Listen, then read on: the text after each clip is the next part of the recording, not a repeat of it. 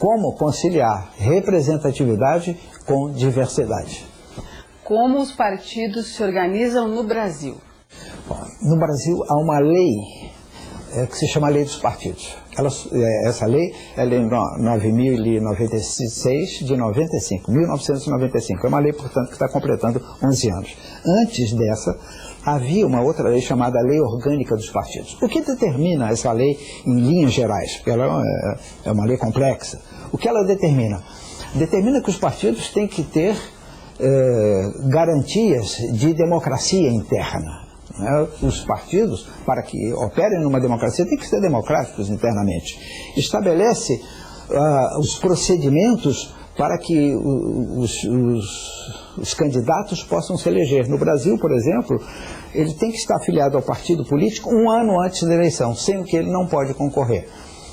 Quanto mais se amplia esse período, mais se amplia a fidelidade partidária. Quanto menor esse período, menor a fidelidade partidária, porque ele se filia um ano antes da eleição e depois da eleição ele pode trocar de partido. Então, isso é um mecanismo que no Brasil precisa ser corrigido. Muito bem. Além disso, ele determina quais os procedimentos que os partidos têm que realizar para que possam apresentar seus candidatos. Tem que realizar convenções, há um período para isso, a lei eleitoral determina qual é o prazo que os partidos passam a fazer política, garante aos partidos, os partidos no Brasil têm um chamado fundo partidário, que é formado de contribuições públicas, portanto, da população. É a população quem contribui com o fundo partidário, que é uma importância de 35 centavos de real, corrigidos a partir de setembro de 95, quando a lei foi promulgada.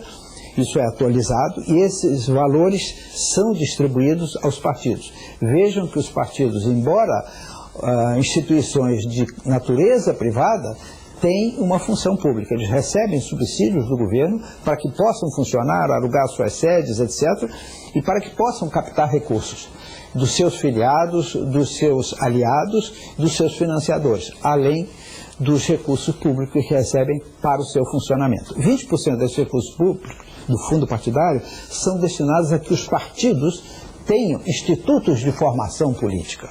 Alguns têm mais atividade nesse setor, outros menos.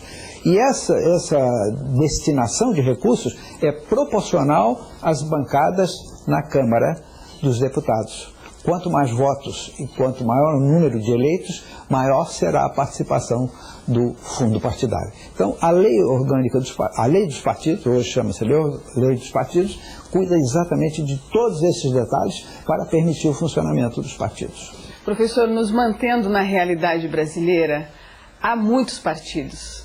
Partidos grandes, expressivos, bem organizados, com estrutura, com, digamos, um fundo financeiro de manutenção também expressivo.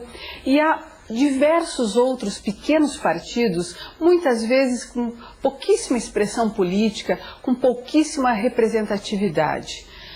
O Brasil, a nossa democracia precisa de tantos partidos, nós precisamos de tantas divisões ideológico-políticas assim para termos uma democracia consolidada? Esse é outro dos dilemas da democracia. Nós falamos aqui em diversidade, em pluralismo. Essa diversidade significa exatamente a possibilidade que a sociedade tem de escolher entre vários partidos dentro da ideologia de cada um. O que ocorre é que o número de ideologias é muito pequeno, não passa de 5 ou 6 ideologias. Né? Nós temos partidos de direita, de esquerda, socialistas, adeptos do capitalismo, conservadores, liberais, etc. Mas não passa disso, é um espectro muito pequeno. Ora, como esse espectro é muito estreito, nós não precisaríamos mais do que os partidos que expressassem essas ideias. No entanto, há outras particularidades, além das ideológicas, que começam a ter expressão e importância na vida nacional. É o caso, por exemplo, dos chamados verdes, do Partido Verde, que é um partido pequeno, diminuto, de pouca expressão eleitoral, de pequena expressão política, mas que representa um segmento que hoje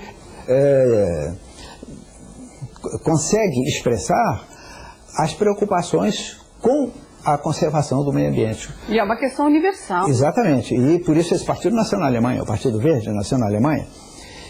Mas isso torna-se uma questão hoje transcendente para a vida moderna.